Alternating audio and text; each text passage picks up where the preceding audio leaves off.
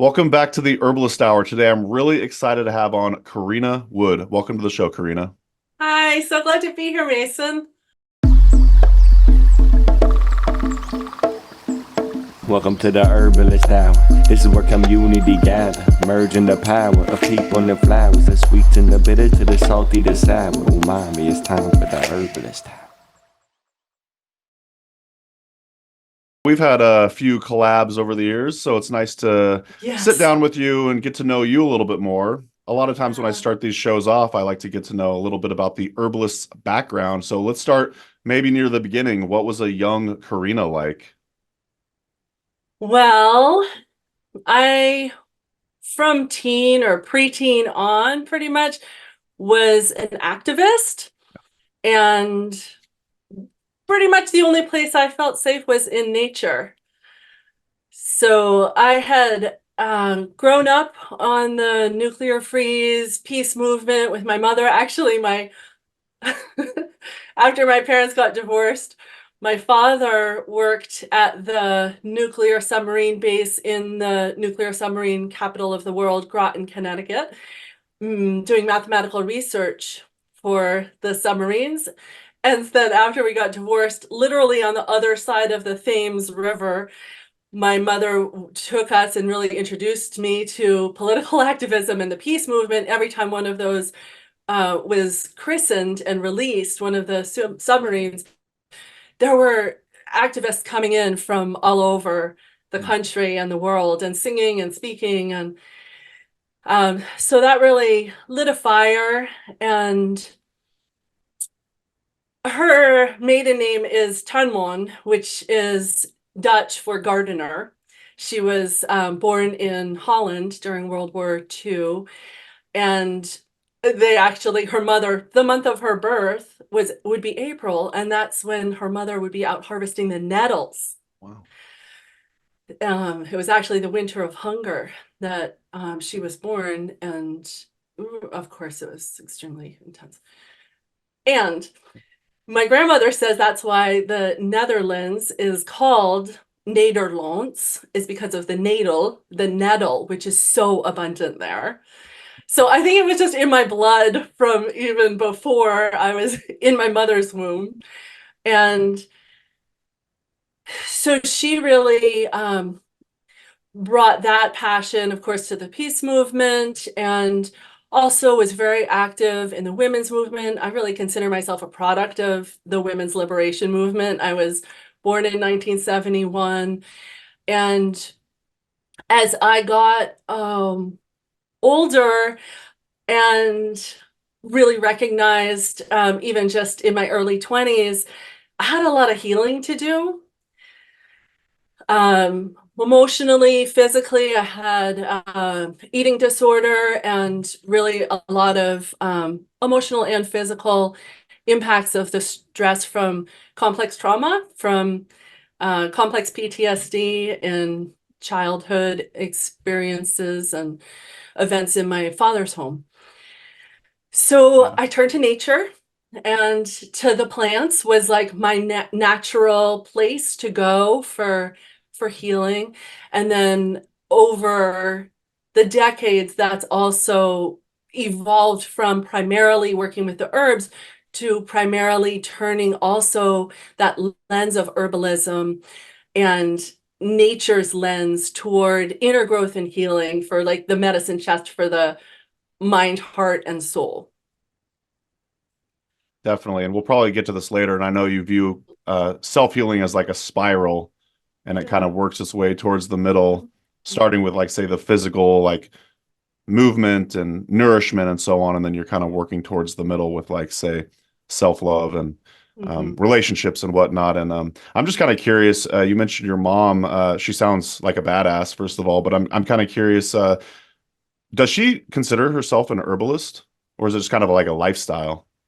It is a lifestyle, and the house where I was born, my parents were renting a place that had a lot of like old fruit trees, and they were just growing huge gardens.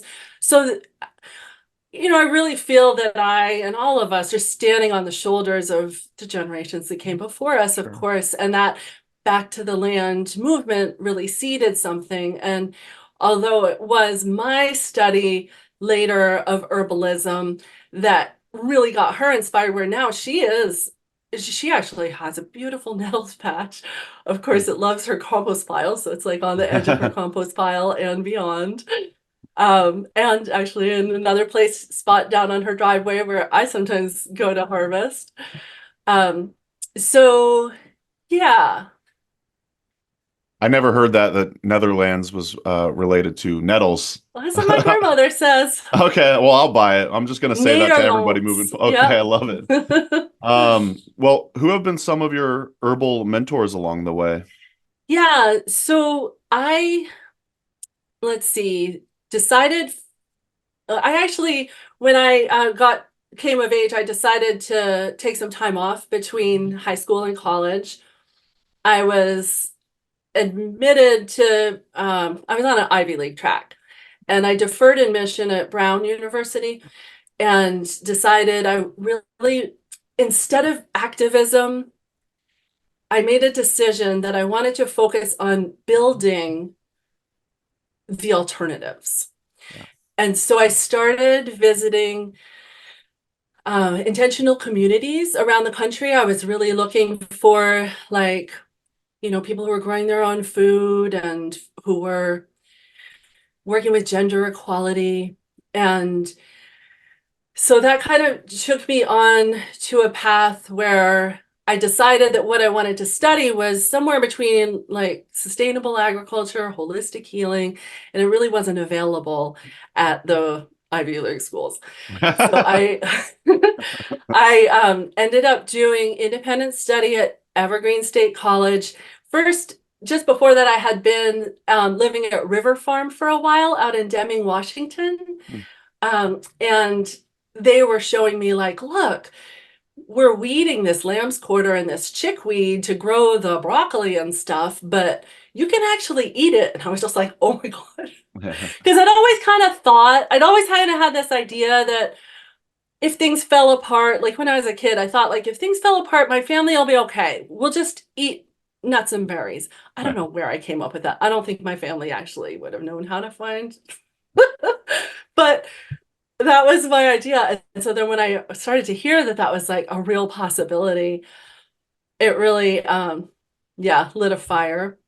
Totally. Jewel weed had been like an early one when I was a child at a nature science thing, and like they put the jewel weed under the water and seeing the little droplets ball up and make the leaf shiny, and that's why it's a jewel. I was just like, whoa.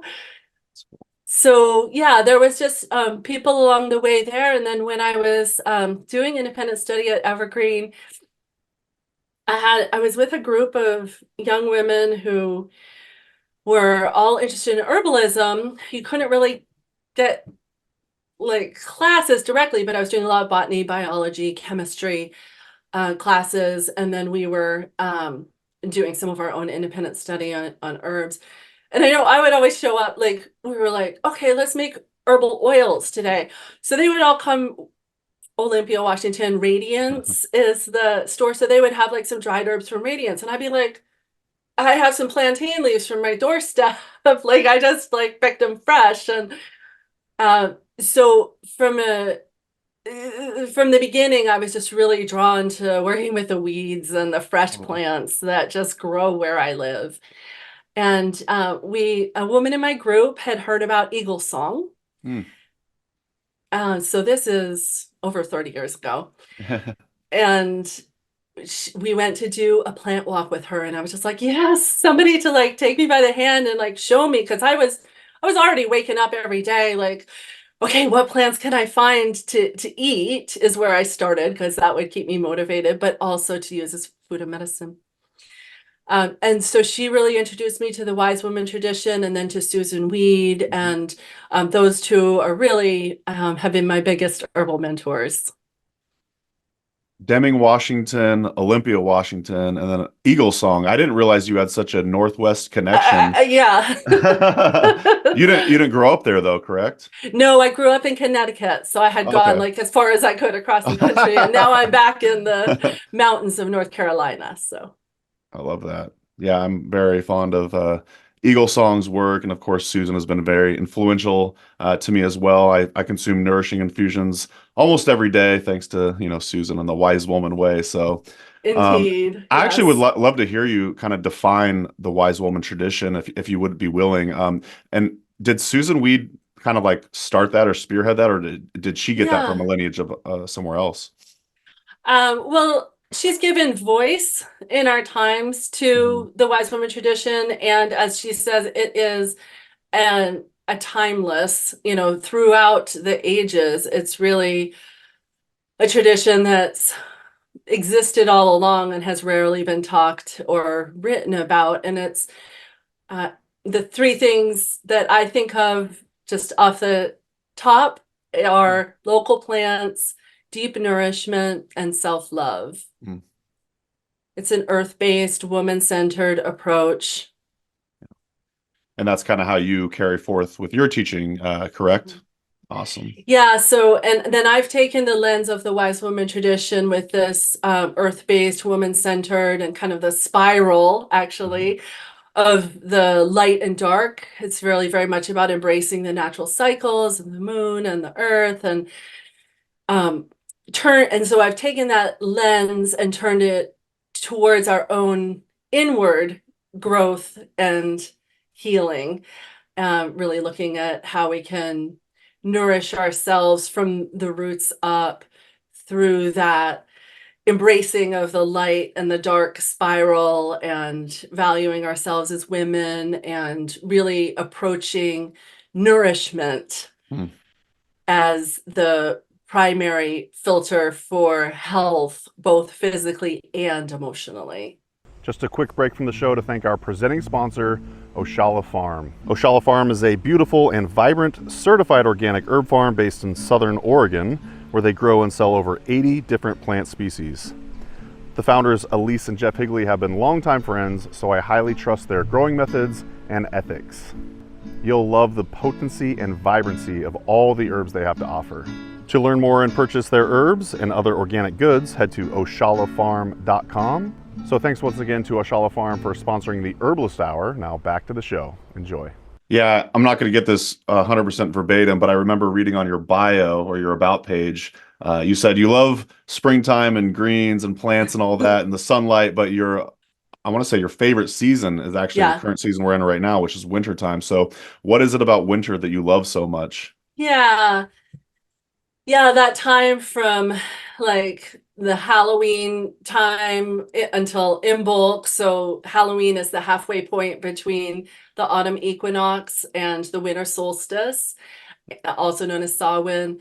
And then Imbolc, also known as Groundhog's Day today, or Candlemas, is the halfway point between the winter solstice and the spring equinox.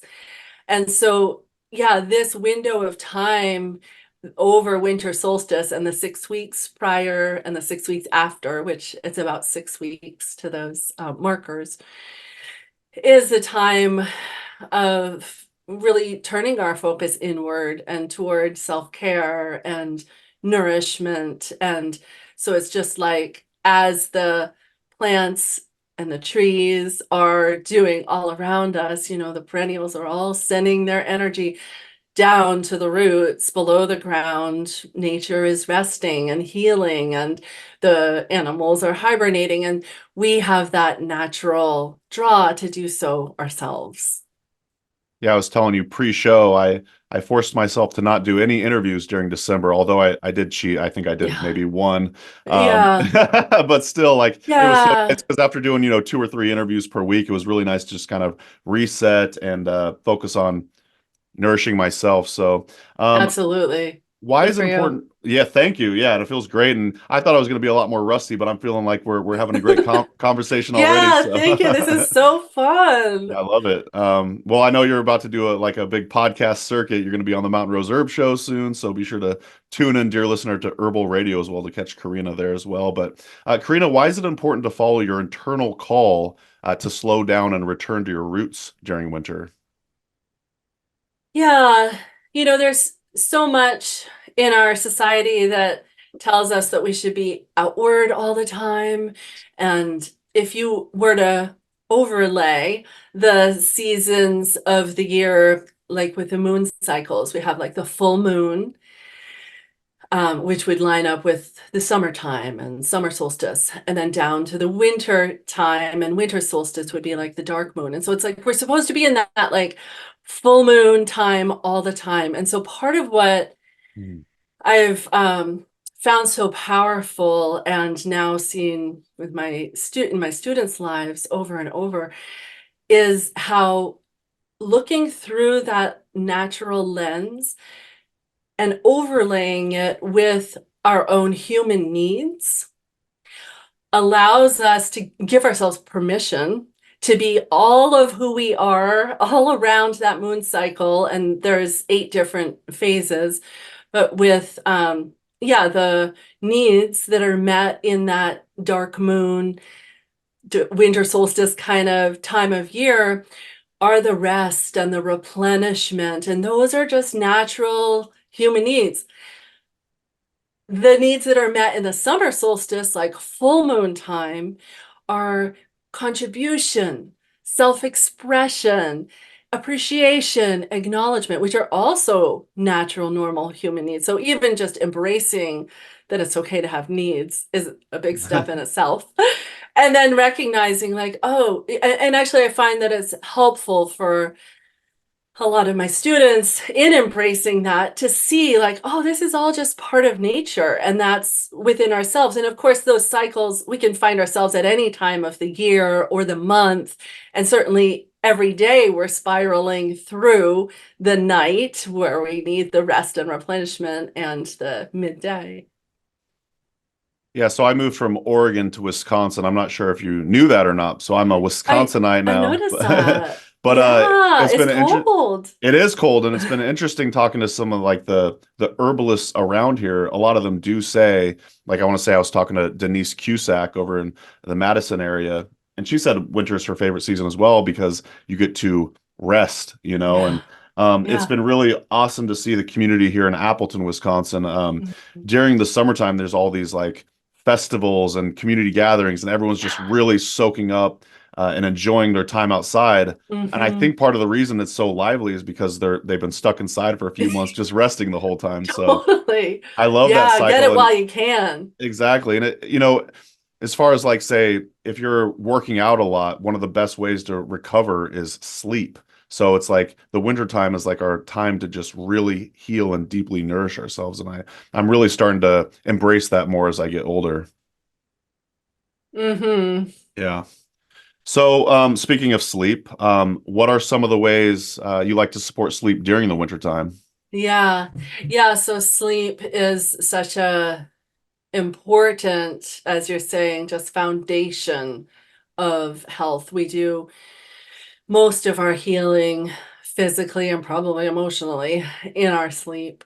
Sure. So, of course, there's herbs, skullcap and passion flower, and also really setting up your life in a way that is giving your body the message that this is the time when we sleep. And so, having regular evening wind down routines. Of course, we hear that we're not supposed to be on screens, and that's very much true. And whatever else we can do to let our bodies release the tension of the day, writing down the things you need to do tomorrow, writing, doing some journaling or reading, taking a hot bath. And then in the night, I love my eye mask. So Oh, I'm wow. all about that. I really recommend, certainly for ambient light or for being able to stay awake as the sun starts to come up if you're, depending on your sleep schedule. And I also enjoy sometimes a lavender eye mask, or Mm. I'll tuck a little herb, like I like Tulsi is actually one of my favorites in the summertime. I actually brought in a Tulsi plant this winter so I could have one in my sunroom to keep tucking a little bit under my eye mask when I go to sleep. It's just such a lovely aromatherapy. I've experimented with the eye mask as well, and I noticed every time I would wear it, it'd like fall off my face. Oh. So a hack that I found, dear listener, if you're having the same problem, is I just pull a beanie over my eyes, and that works really well. Typically, I like to have a blackout curtains, which I think probably Mhm. functions similarly. But Mhm. yeah, the beanie is in a pinch works for me. Mhm. Anything else you wanted to say about supporting sleep? Um, Another thing that I have found helpful at times, and I've moved in and out of them, is music Mm. or guided meditation. I like Bella Ruth Naparsteck's sleep meditation, Mm. or there's one that's binaural beats, Oh yeah. where it's syncing up the two sides of your brain. And they have like ear pajamas, which have like flat headphones, so you can like Oh, that's sleep cool. with them. Yeah. Yeah. Yeah. You mentioned journaling or even writing down the list for the next day's activities, and maybe I misheard that, but I'm just kind of curious, is the reason one would do that so maybe they get it on paper so then they don't have to like have the circular thoughts while they're trying to actually fall asleep? Yeah. Yeah. Or when you wake up in the middle of the night. Yeah. So I actually have two pieces. I have my planning book where I write down the things that I need to do. And then I have my journal where I can journal my thoughts and feelings. And so whichever combination I feel drawn to on a given evening, sometimes it's just one or the other. Um, and I do also like to do some meditation, just real simple, even when I wake up in the middle of the night, to go through my chakras. I start at my feet and just do some breathing there and then up through the energy centers of the body. And I find that really helpful and relaxing for getting back to sleep and for keeping your mind away from the things you need to do or whatever, which is another thing that those guided visualizations and meditations, can really help with, or even the music. For sure. Well, how about supporting the immune system during wintertime? You got any tips for us? Sure. Yeah, of course, echinacea and poke actually is one of my favorites. It's also an immune herb, probably more on that than we'll have time for today, but Sure. if I could include a link, I have a Yeah, blog that'd be article awesome. that, yeah, I have a real popular blog article on poke. Um, I've never really used poke, so I would love yeah, to check that out. yeah, you do need to be cautious and Mhm. like take care with the dosage. So there's a few things to know, but it's the one, it's so abundant, and I use it like a lot of herbalists use golden seal instead. I use poke, and I find it very powerful. Boy.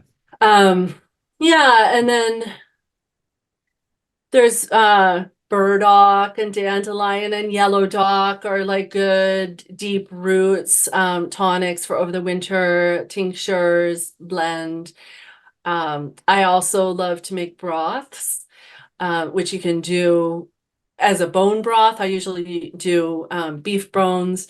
You can also do a vegetarian version without the bones, because the herbal and operative part, herbally, is that I put in reishi and astragalus so they can really brew slowly over hours or days. And I also love to add in chaga, which is a Mm. mushroom, also really deep immunity. The reishi and astragalus are just really rebuilding immunity on a deep level, like you're getting down to the bone marrow level. I'll sometimes throw in some elecampane root into the broth if Oh, I'm nice. wanting a little extra lung support. And then you also put in onions, oh, and a little vinegar. It helps to get you're all about this, Mason, the Totally. I'm marrow like, I out of the do the reishi, bones. chaga, all the above. Yep. Oh, really? All Ashwagandhas. of Oh these? yeah. Oh, this is Oh so yeah. cool. Oh, I love it. Oh, that's so I'm cool. nerding out with you right now, Karina. I love this. Yeah, like I've got a pot down on the stove, and Totally. for lunch, I'm gonna be ladling out a mug of bone broth and Totally. an herbal broth, and put a little bit of sweet white miso in there, and just amazing. And the onions add like quercetin for the lungs. And of course, they have all these immune support as well. I sometimes throw in some seaweed. So for the listeners, if you have like any one of those herbs, just throw it in. Like you don't need to have all of them. Like you might eventually nerd out at this level that Mason and I are, but even just yeah, any of those medicinal mushrooms or herbs are just so nourishing and to have over the winter. And so I'll simmer that on the stove with just plain water for like a couple hours a day, and then I'll pour it out, put some in the fridge in a mason jar, do it like refill it with water. I usually do it 3 different times. You can also freeze the broth. It freezes really well, but it keeps in the fridge for like a couple weeks. It's kind of amazing. Yeah, I have a goal to never buy store-bought broth of any sort. There's no reason to, and I've even noticed, like, say on the back of some organic broths at the store, they'll still even throw in sugar, which is Oh my mind-boggling gosh, to me. yeah. You know what I mean? Yeah. So, Yeah, it's such an inexpensive way to nourish yourself at home and like food as medicine. amen. I'll even do the miso bit that you do sometimes as well. I love it. I'll be thinking of you. Heck yeah, yeah, no doubt. Awesome. Oh, and I also wanted to bring up the Elecampane tip. I've never tried that out. Does it maybe you're just doing a little bit, but does it alter the Just a little flavor? bit because Yeah, totally. it's kind of strong flavored. Yes, Absolutely. so I was wondering about that's a that. good tip. Even with the reishi, Just I a don't throw in pinch. too much reishi mushroom, just enough Uh-huh. to get the medicinal benefits without giving too Hmm. much of that bitterness. But I love a Overpowering. strong, right, I love a strong like reishi decoction. I'm all about that, but yeah, I'm pretty sparing with it in the bone broth. But awesome. Well, why don't we transition a little bit? I know we wanted to talk about self-care, which has been huge for me recently. I've got a whole regimen that I love sticking to, Mm, and it's been absolutely building and nourishing for me. So, I awesome. guess why is self-care important? And a second part to that question, why is self-care not selfish? Yeah, right. Self-care is not selfish. Good for you to Yeah. be really, yeah, turning attention to that and sticking to that. This comes back to what I was touching on with the cycles of nature and how those reflect our innate human needs. And we're taught that we should be like productive all the time and nice and smiling and pretty and out there. And it's like, no, it's also we have to have those times of retreat and rest and going down into our deep, dark, and difficult places and really allowing ourselves to feel. There's so much spiritual bypassing in today's society in a lot of different forms of the like, you just need to think good thoughts or good vibes only or stay positive. And that can unwittingly contribute to suppressing, denying our range of true, deep emotions and experiences. So I think that's just a really essential part of emotional and physical health is allowing ourselves to be all of who we are.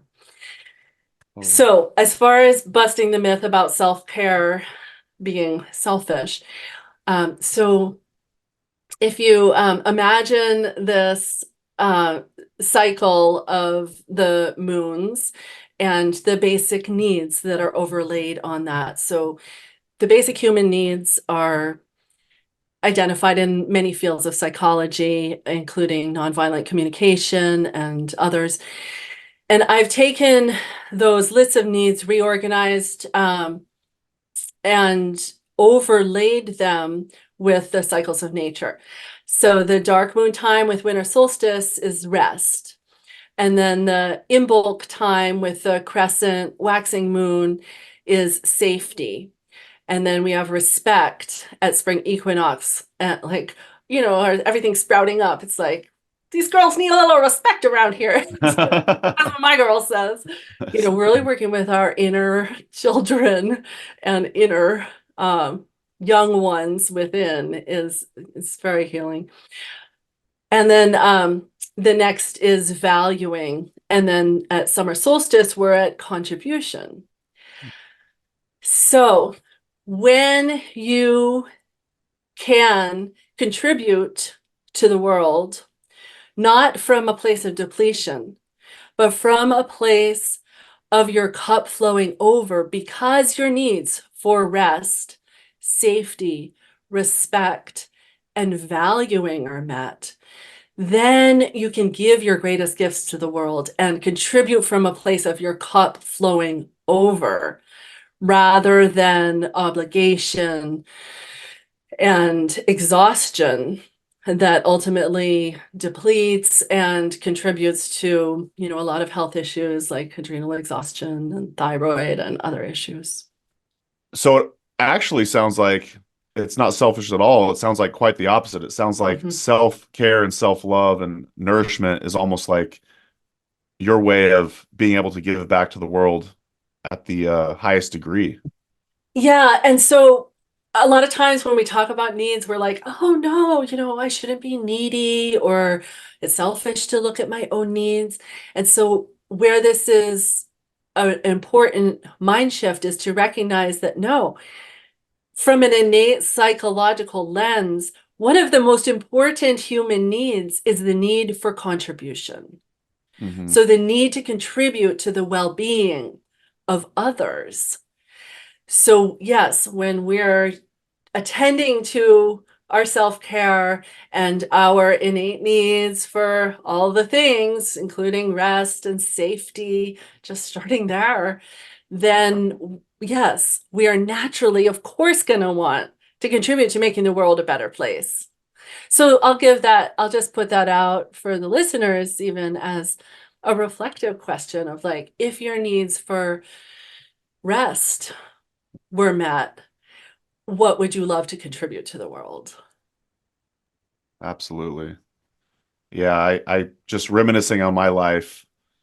I think there was a very important stage where I was doing a lot of that internal work, but it got to the point where it wasn't, the internal work was very important for me, but then I had to eventually come out of my shell to contribute to the world in the way that I'm doing now. And I feel like this is my work, my contribution. So Beautiful. it's absolutely important. It's absolutely important to maintain the self-care that we need so much. And I'm just going to run this by you, Karina.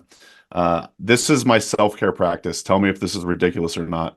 Oh, sweet. So have you ever heard of blue vervain as like Yeah. a remedy for folks that create lists a lot? Oh, Like the, nice. okay, yeah. So what I do I is can on see my, that. yeah, on my phone, I have a list of all of these different self-care practices, and I try to check each one of them off every day, which That's seems awesome.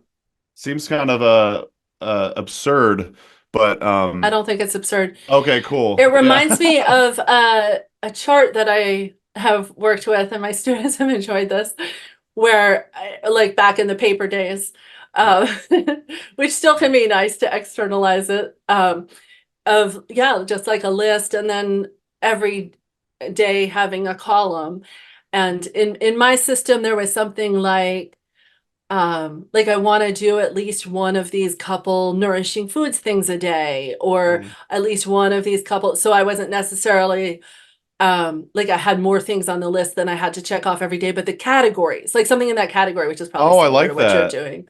But yeah, Yeah, I like the category theme. That's cool. Yeah, I've got like different exercises I like to do, stretches, prayer, yes, nourishing herbal infusions, etc. And it kind of runs the whole gamut. And I know I had a great nourishing day if by the end all of those boxes are checked, and yeah, it works for me. So good for you. I just wanted your take if that was like too type A or something like that, like almost defeating the purpose of a self-care routine. But No, I love that. And I just want to reflect back to you yeah. how it sounds like from what you're saying, how integrating that in this like systematic way, which is a good fit with your personality and probably with the what you need to be doing with your business, Yeah.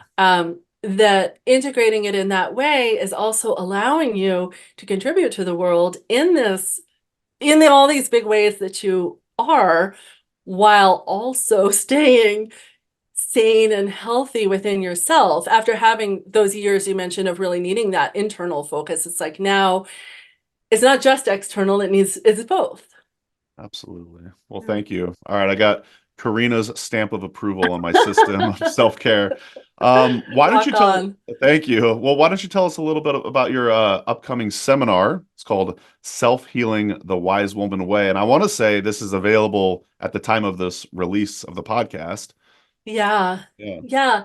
So Self-Healing the Wise Woman Way is a free seminar that is just in this last week of January as we're moving into the Imbolc season.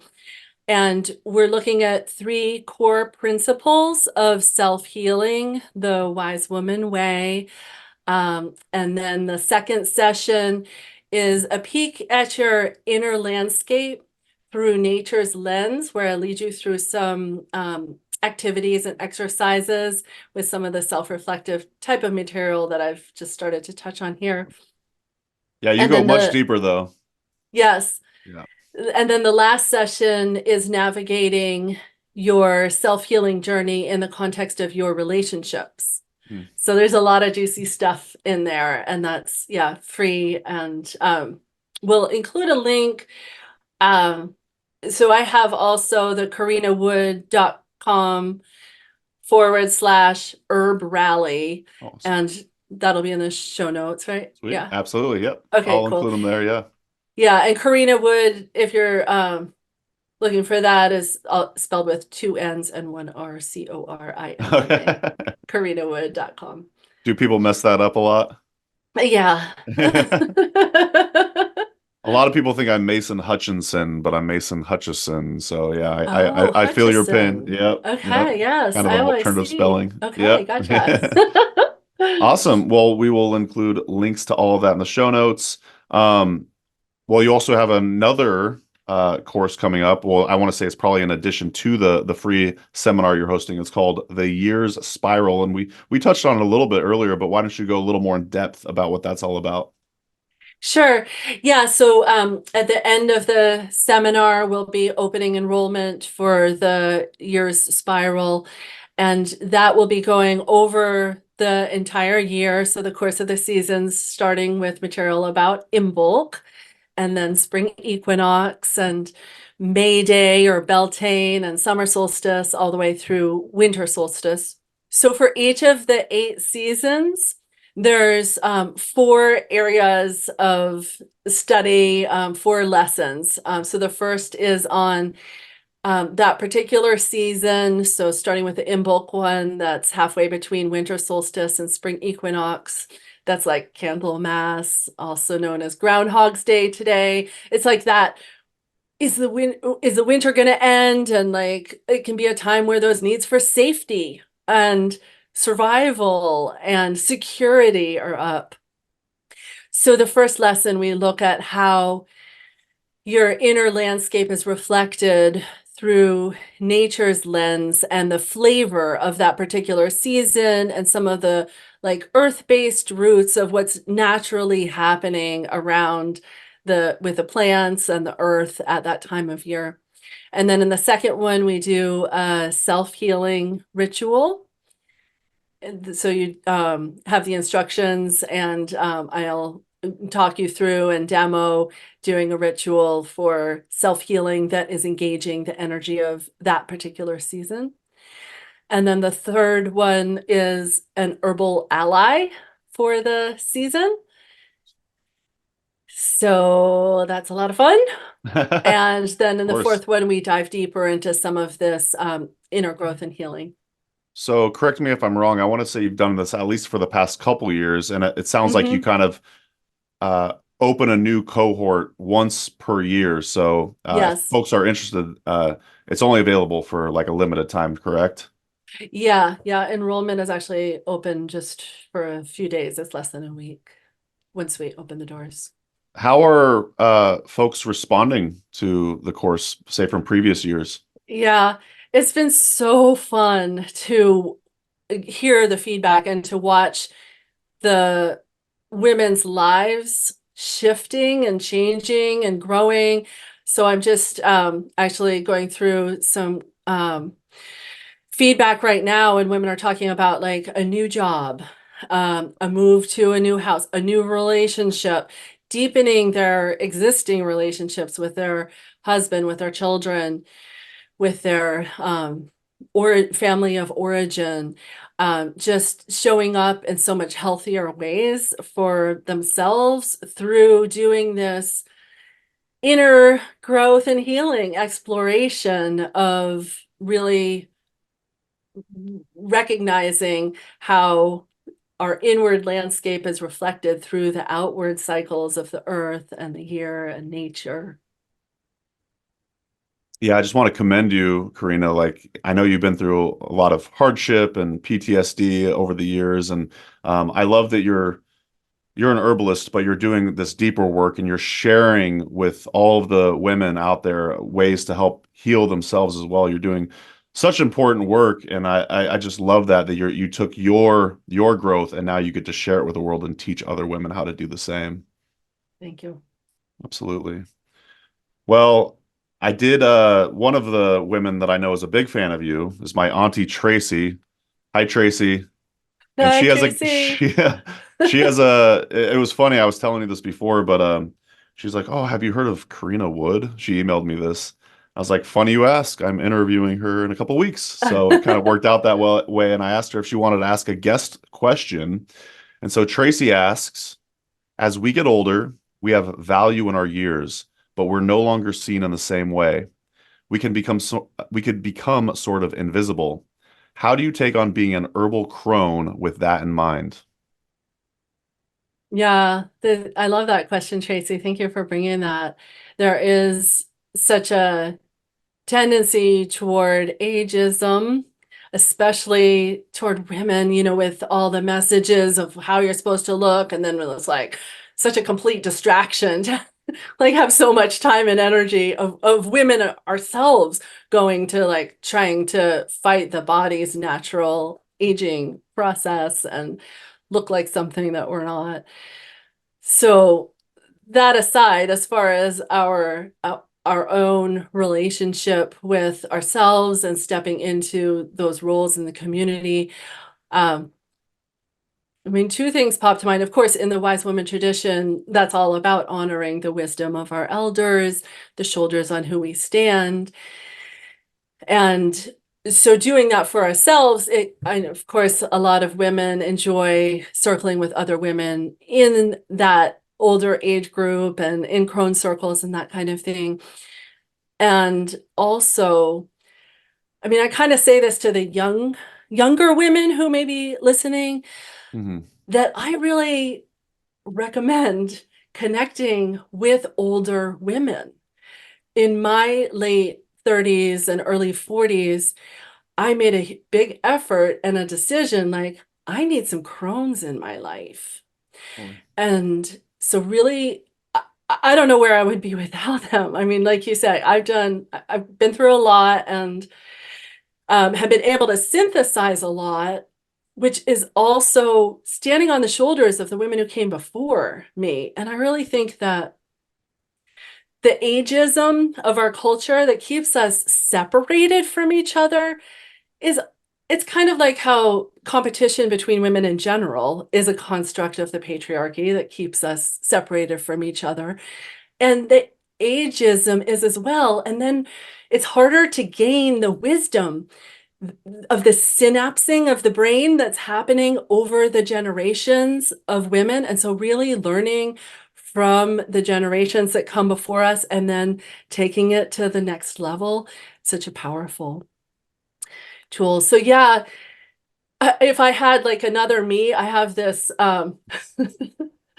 this fantasy that I would create a like app for younger women to connect with older women, not like romantically, I not love it. dating, but Yeah. kind of like a dating app. So like, shared interests or that kind of thing. And I there's a love lot that of other idea. ways to do it without apps, even just what are the offerings of older women in your life? What are they teaching? What are they putting out there? Because of course we also want it to be reciprocal. And sometimes those personal relationships, can be reciprocal in other ways. Like, what are her needs? Is it maybe you're more tech savvy and so you can help in some ways or have more contacts or firewood or helping in the garden or even just listening to her stories, which is so educational. I mean, it has been so educational for me. And then I know that for I had a time where I had like 3 elder midwife crone herbalist women that were in my life and just relied so much on them. And it's really moving from the patriarchal paradigm of ranking ourselves in relation to other women to linking with one another the wise woman way. Thank you for sharing. And yeah, Tracy, I just want to let you know I love you. You've been very influential in my life, and I really appreciate having your crone energy around. And I'm bummed I'm not in Oregon anymore to hang out as much as we can anymore. But yeah, you've been very influential on me. So thanks for the question, Tracy. And Thank thank you, JC. yeah, thank you for the answer, Karina. Why don't we chat a little bit about Imbolc since that's the season we're in right now? I was just we were talking about the years spiral, and you don't have to like delve into the full thing that you talk about in the course or whatever. But I'm just wondering if you have any favorite ways to say celebrate Imbolc or any particular rituals that you could share with the audience. Yeah. So Imbolc is this time of year where, as I mentioned, where we're naturally feeling some uncertainty or vulnerability around, like if you look at ancient people, it's the food stores would be running low, the candles, we've been burning them over the winter. And so really allowing ourselves to turn that attention inward and assess, like, where am I feeling? So some self-reflective questions could be, where am I feeling vulnerable? What do I notice around my needs for security and safety at this time? And that can often be emotionally, as well as physically, and that's all really natural. And then asking yourself, what can I do for myself to nourish in this season?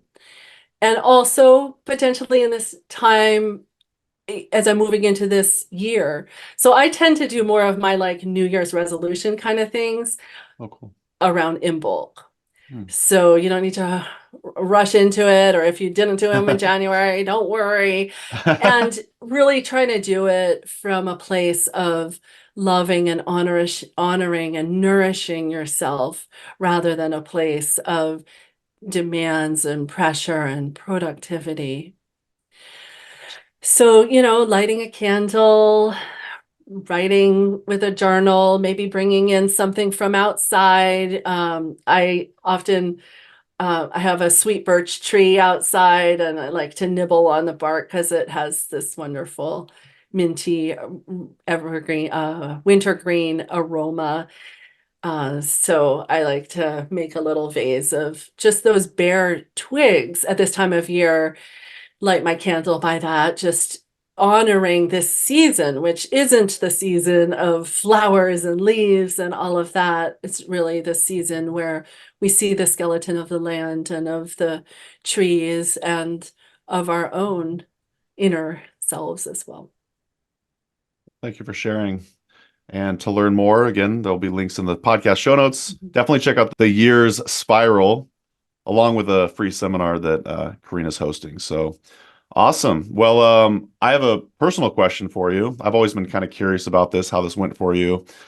You created, I want to say, you founded one of the largest or the largest herb conference that I had ever heard of. And I was the events coordinator for Mountain Rose Herbs for 11 years. And I want to say, I'm just pulling this number out of nowhere, but I want to say it was like 1,500 to 2,000 people attended this conference in Asheville. It was the Southeast Wise Women Herbal Conference.